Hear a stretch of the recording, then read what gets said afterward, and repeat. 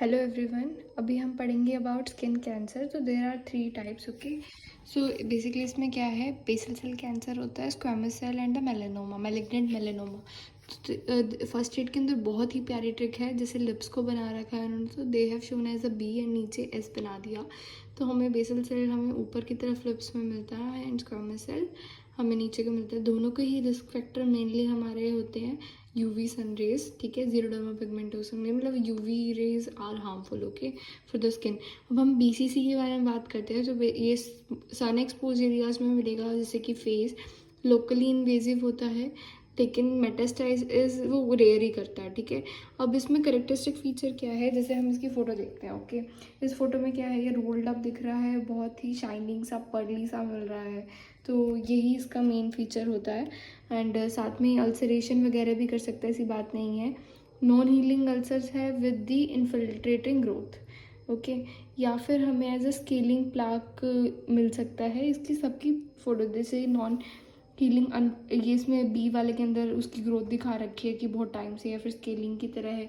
And अगर हम इसके हिस्टोपैथ्स देखें तो पैलिसेडिंग हमें दिखा रखा है, मतलब कि अलाइन जो होते हैं उसके न्यूक्लियस होते हैं सारे के सारे। बीसीसी के बारे में बस इतना ही था।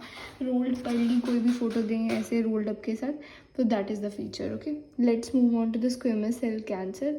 स्क्वेमस सेल के अंदर क्या होता है कि ये सेकंड मोस्ट कैंसर होता है, मार्जुलिन अल्सर। मान लो कोई कट लगा and it is not healing only, तो it means it is a squamous cell cancer and in a long run. अब it can occur on face because exposure होता है, lower lip as we have seen and they have shown the photo as well. देखो इसमें दोनों में कितना difference है A and D के अंदर। ए है हमारा बीसीसी, ये हमारा एससीसी। एससीसी के अंदर ये कितना रफ रफ सा दिख रहा है, वो कितना शाइनी शाइनी सा दिख रहा है, ठीक है। फिर उसके बाद आएगा हमारा lower lip, years. Locally invasive होता है ये भी, बट ये लिम्फ नोड के थ्रू भी जा सकता है। अल्सरेटिव हो सकता है, केराटिन पर्ल्स मिलेंगे हमें, अगर हम देखेंगे तो जी फोटो में दिखा रखा है इन्होंने केराटिन पर्ल्स। एंड देन इसमें होता है एक एक्टेनिक केराटोसिस, इस प्री मैलिग्नेंट कंडीशन होती है हमारी, and it depends on the proportion of the epithelial dysplasia, कि कितना अंदर एपिथेलियम में दिखा रखा है। तो इन्होंने जो रेड रेड दिखा रखा है ना, तो इट इज़ एक्टेनिक केराटोसिस, ठीक है। फिर उसके बाद आता है हमारा, ये हमारे ब्राउनिश प्लाक की तरह भी, मतलब ये ऐसे प्रेजेंट भी कर सकता है।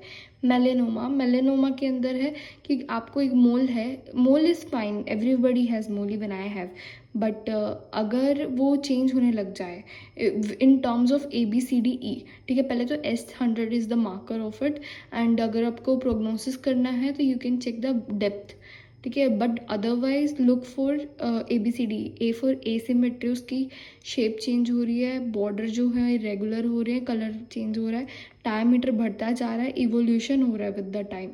तो ये सारों में से हमें पता चलेगा कि it is changing into malignant melanoma. And superficial spreading जो होती है, जैसे इन्होंने दिखा रखा है, या तो सुपरफिशियल स्प्रेडिंग होगी, या फिर वो नोडुलर बन सकता है, या फिर वो ऐसे ही रहकर लेंटिगो मेलिग्ना बन सकता है। एंड लास्ट में उन्होंने बताया है about the acral lentiginous, see the black, okay, and it can be associated with the BRAF mutation, and you can use the drugs like ipilimumab and vermarafinib, okay, and vermarafinib, वेमुराफेनिब ऐसे देख कर याद कर लें। एपिलमुमैब बहुत इंपॉर्टेंट है, and ब्राफ inhibitor होता है हमारा vemurafenib, vemura, you have to run vemura, ठीक है। एंड विस्मोडेगिब जो होता है हमारा SHH से related, we are using in BCC, ठीक है। These are the 3 drugs, and सारी फोटो मैंने गिग करके समझा दी हैं। Thank you.